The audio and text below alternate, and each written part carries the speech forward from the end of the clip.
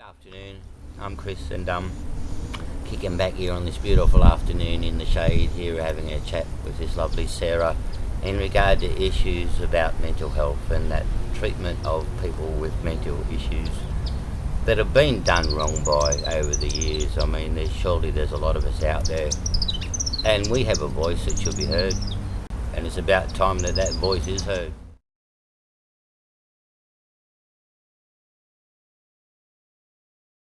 Get out there and do it. Why not? What have you got to lose by not doing it? And my philosophy nowadays, I go by this, that, hey, don't come up to me and say why. Come up and say why not. You make your life different, then maybe you can make somebody else's life different also. This is what change making is all about also. What do you gain from being a mental health change maker?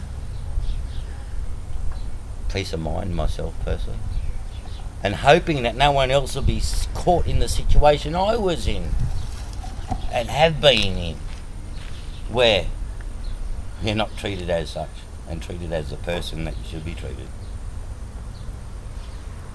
That's it. There's not much more than that, is there really? Wake up in the morning and get up and smell the roses, say, because there's a whole paddock of them out there. Just got to go and find it too sometimes. And sitting on your ass doing nothing doesn't get that done.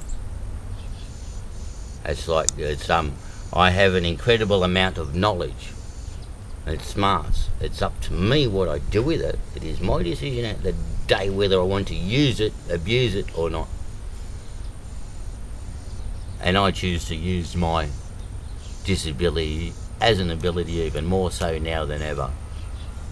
Do you think if all people living with mental illness were to feel proud about their experience and to see themselves as the experts? I think sometimes if they change their own ideas of mental illness, it'll change other people's ideas as well. Because I think a lot of the time it's our own ideas of ourselves that bring us down also. Because of that stigma of what we were brought up with in school and all that, and how to deal with people with mental illness.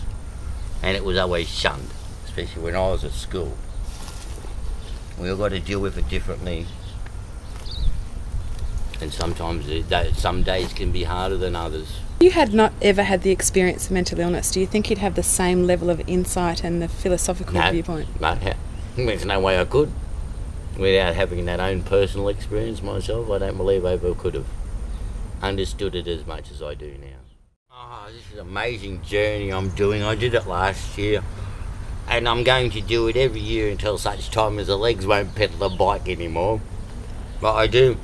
My son took his life 5 years ago, and now every year on his anniversary, I've decided my purpose in life now is to ride my bike from from Tamworth to Inverell, and to promote it through headspace and teenage suicide and mental health issues that I've had to deal with in that as well.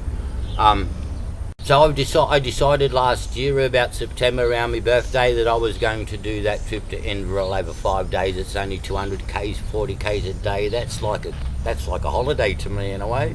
No problem at all. Some amazing countryside up there as well. I just had to do it.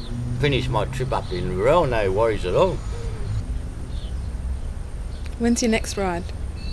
November. I'm leaving here in Tamworth on the 8th of November, which will be advertised in the paper and all that again as well. How can the community support you with it? What do you need? Anybody want to ride with me can join in with me. Donations to Headspace, support in any way at all is gratefully welcome always. The more that it is recognised and acknowledged, the better. Even just talking about it alone is enough. I'm doing it as much for anyone else who has been through that similar situation. It doesn't have to be a son that takes his life either. It could be anyone that is close to you. I was doing it therefore not just for myself, but for anyone else who has been through a similar situation in that and had to deal with that.